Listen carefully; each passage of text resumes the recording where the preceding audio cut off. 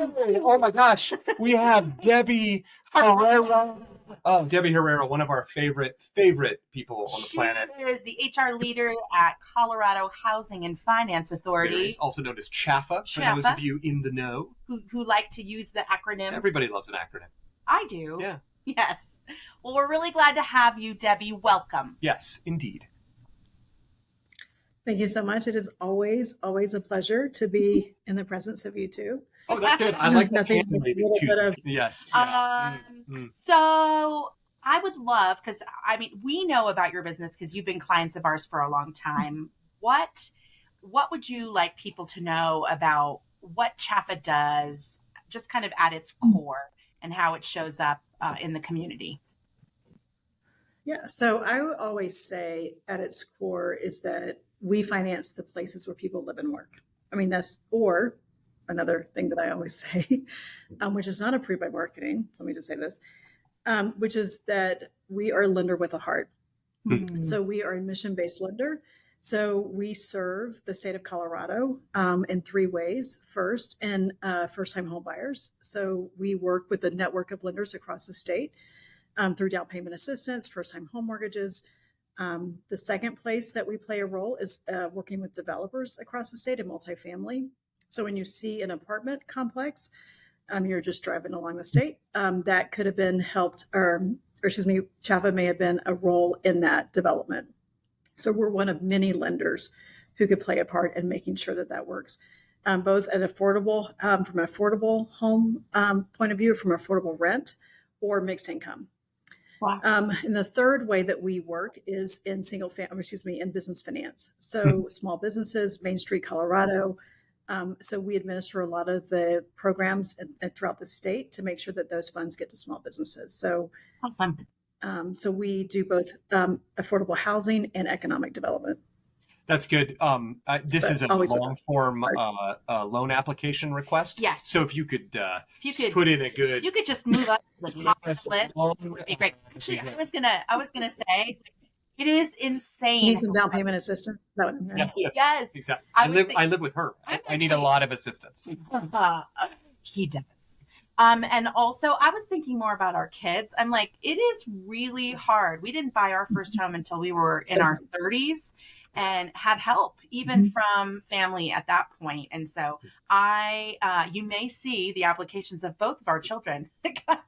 Yes. I don't know how it is possible for people to do that. So first of all and foremost, especially with the interest rates as they are. Oh my gosh. Yes. So everything that has become even more, it's a tough the need for you. The need for you is great. So that is so true. And also I love CHFA is so mission focused and values driven, and you guys have a record of a lot of retention. Like people have been there for years and years and years, which really is a testament to the culture that's been built there and to how closely tied to the mission everyone is. Because I think it's a lot easier to show up to work when you're doing the kind of work that CHFA is doing. I would agree. I mean, our average tenure here at CHFA is 10 years. Wow. And what's your tenure at this point, Debbie? How long have you been there? 21 years. So you were in utero. I mean, obviously, I started when I was 6. You started when you were 4. For sure. Yes. That's right. Yes. Still in the womb. Yes. The only baby ever hired by CHFA. Just reading all hands in a very small pen. They saw a lot of potential in her, is what I'm trying to get at. That's right. Hey, grow them well. That's what it is. Start them young. That's right. Yes. That's right. So, so here's a the question. Glasses are hiding my crowfeet. Good. Wait, are you saying I should wear glasses? Damn it. Yeah, okay. It's too late. So it was because we've worked with you that we're really passionate about soft skills or power skills, as we call them. When you think about kind of the world of business today, and maybe even specifically with the folks that you work with, the staff and employees of CHFA, what do you think is like the number one power skill that people need to be developing? Well, I think adaptability. I think one thing that's happening right now, and I mean, I'm sure for everyone, is just in the spirit of artificial intelligence. right? And just how AI has been such a trigger for so many people in so many different ways, and the good and the bad of that. Mhm. But how it creates efficiency, and then also how it's also not used for good. But there's a lot of fear around that. So in my space, like that's what I see, a lot of fear of, well, is it going to replace me? Or is it going to use my information against me? But I think just adaptability in general. So, and this, I mean, this is really old school, right? But just the bottom, really the grassroots of just being nice, right? So one of the things that you've always shared with us, and I just used this yesterday, an email where I witnessed someone who supported their teammates at all costs, right? So how you can collaborate with each other, how you can make sure that we're all getting the same information, is really critical. And then from an artificial intelligence point of view, acknowledging like what's already in place today, and acknowledging how can this information be used in a way that helps us do our job better, but doesn't replace anything within our job. Yeah. There are so many different attributes to that we're still learning, and trying to navigate collectively. But with all things, I think fear is always sitting right there on our shoulder. And so how do we acknowledge the fear and say, we see you, and that helps us from a risk management point of view, but then how do we also move forward, for the greater good, right? So that's been, that has really come up, most recently. I'm curious to know and how then just the basics, right? I mean, just the teamwork, the basics of just being nice, being inclusive, saying yes and right, and not, and that's to innovation, right? Technology is part of innovation, and so how do you do that in a way that says yes and let me validate that? Yes, Exactly. I'm curious to know how you handle that generationally, if I can use that as a word, as an adverb. That's really good. So how do you use that? The Gen Zers, the Gen Yers, far more comfortable with technology. I think potentially less concerned about what's out there in the world about them and how it potentially could be used versus those of us who are a slightly older and even older generation. I would speak for yourself. I'm please. curious to know how you are handling it there at CHFA as you're thinking about communicating on those levels. Well, I would say just from a personality point of view, I mean, so when we think about diversity, we think about different dimensions of diversity and everything that we bring to the table. It's, age is one, the generation which we grew up is one, obviously, which ties to age, just our life experiences, etc. Socioeconomic. So I may be in the same generation as someone else, but I didn't have access to an iPad, or to a phone or things along that. So there's all these different factors. Notwithstanding that, I think some people are just more comfortable with change than other people. Yeah. So it's using those people that are more comfortable with change and making sure that they're an ally in the process is one. And let me also share this too, from an AI point of view. I mean, that's not something that we're embracing today. Like, we're still learning with a lot of different organizations on how we can leverage the technology in the best way. Because we are so mission driven, we want to make sure that we do it with a tremendous amount of thoughtfulness, and care, and acknowledge all the protected information that we store and that we have access to. Yeah. But from a generational point of view, it is different, right? And I just watched the show All in the Family the other night, which don't ask me why. I mean, that would go down another hole. I know, right? Norman Lear. But when you think about where we were in the early 1970s to where we are today, some things really haven't changed. And then you think about, and just it's the mindset of saying, no, it's okay. But going back to what I mentioned earlier, it's all based on fear. And so if we can just acknowledge the fear, check it, and then move on past it, then I think we can all move forward. But fear really does dictate a lot of different things. And I think of Archie Bunker, there was a lot of fear, right? Fear of what was his, what he held on to, and how the world was changing in front of his eyes. Yeah, we were actually just talking about this yesterday or it may have been yesterday, with a client about this concept of embracing the change and the fear that comes with it. People say, sometimes we get the question like, how do you increase uncertainty tolerance, and how do you help people move through change and become more flexible and adaptable? And honestly, it sounds simplistic, and I don't mean it to be. It's absolutely true. The more people can be placed in situations that are ambiguous and then come out on the other side okay, their brain starts writing, and classifying those memories and those experiences to the point where they're like, oh, okay, there was fear, there was a change, I learned from it, it was difficult, I didn't die. I mean, we really go to that kind of place of I didn't die. Yeah. And then the more that we can have experiences, the more we're likely to say, oh, okay, I recognize this fear as exactly what it is. Like, to your point, like, I'm going to embrace it. I'm going to look at it. I'm going to allow it to take some space for a moment. And then I need to push through it because I know I'll be okay. Were you going to say something? Oh, that was really good. Yeah. That's really good. That's good. I like that. That was really good. I think one thing I would say, can I just on that? Yeah. Well, I was going to say that I learned, someone had shared this with us that said, sometimes we always think about like, what's the worst thing that can happen? But if we focus on what's the best thing that can happen, then it helps us, and I have a personal motto. I'm like, it'll be fine. It'll be fine. Like, don't worry, it'll be fine. Yeah. But that's not always easy.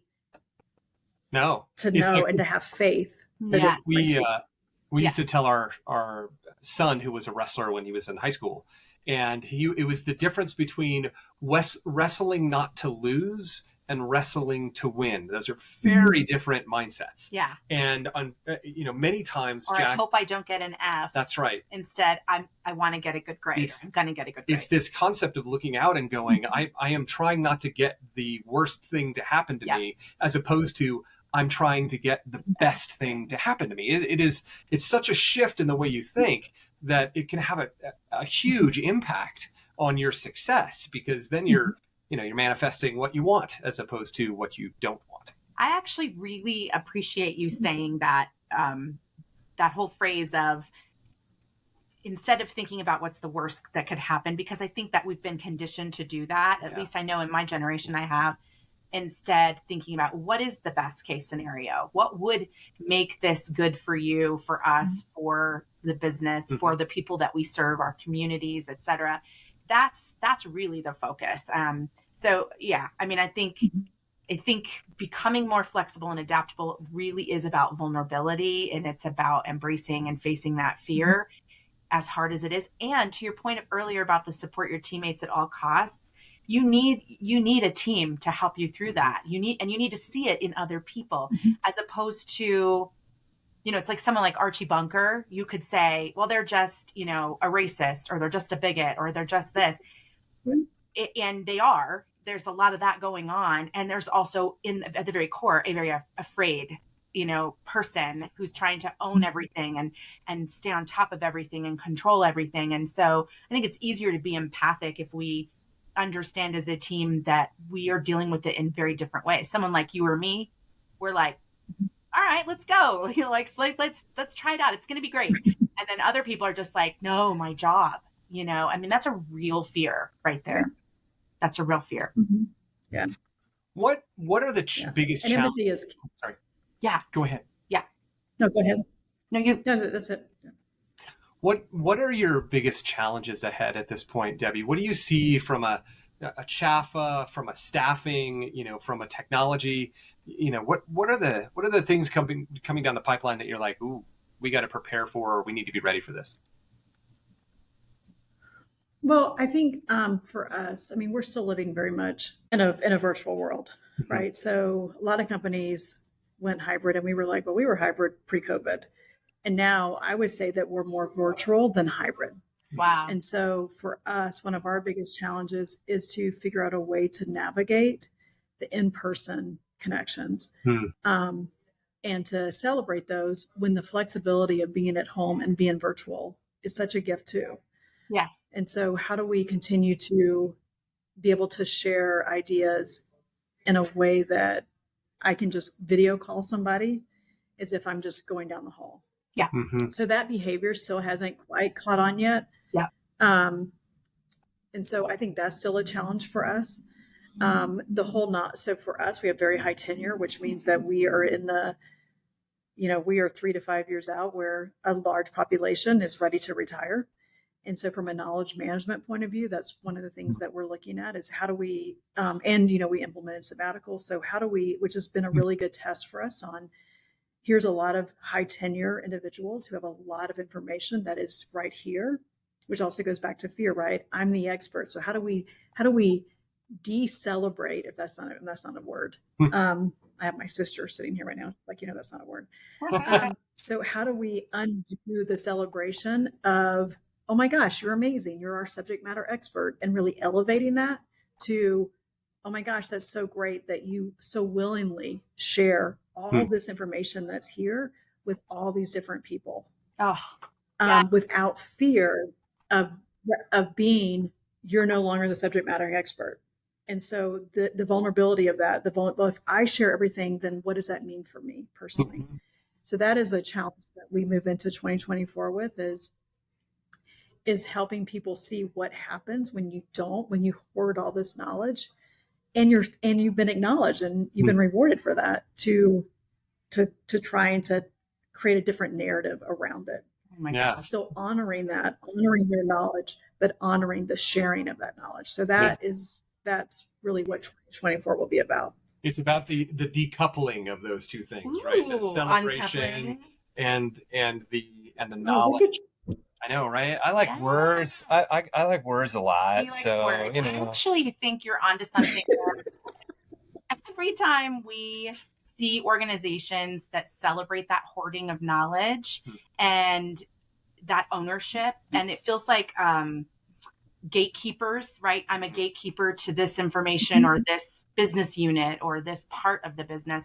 It's very telling, I think, of the lack of transparency, the lack of team, the lack of collaboration and empowerment among folks. And so that's great that you're thinking in that way. I think every company, they don't think about it until they have to.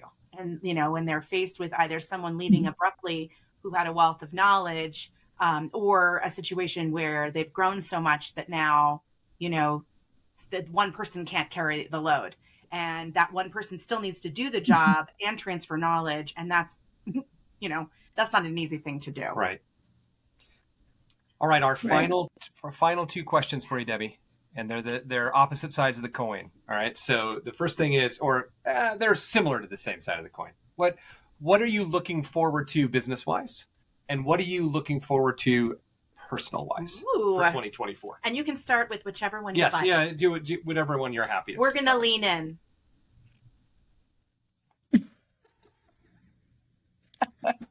And then I still want to have a brick house dance.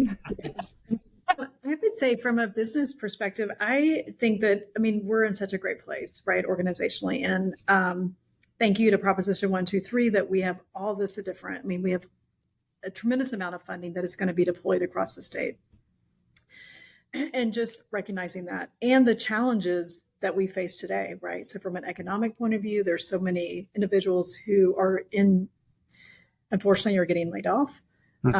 There's high interest rates, right? So you want to purchase a home and you've saved all this money, and then all of a sudden now there's an additional gap, right? So it's like all these different false peaks in one's life. Yeah. And so how do we as a partner figure out a way to be more innovative to help remove some of those barriers, some of those false peaks, and let people see the summit at the end? Love that. Obviously, I just did some traveling, so I have a mountaintop. I like metaphors. I like them a lot. Yeah. And then, so I would say that. And then personally, I don't know. As you know, 2023 was a great year for me. So it has been a tremendous amount of personal growth. I've been exposed and had the opportunity to do some traveling with my family, with some friends, and just connect with so many different people. And so I would say for 2024, it's really taking all these different experiences that I've had in 2023 that I've been able to say yes to, because that was my motto. Was my personal motto is mostly yes, but and then continue to develop those and continue to nurture those relationships from these experiences that were so special. And then how do I continue to be inspired by the people that I witnessed and created this time with in a way that helps me continue to elevate myself and how I show up in the world.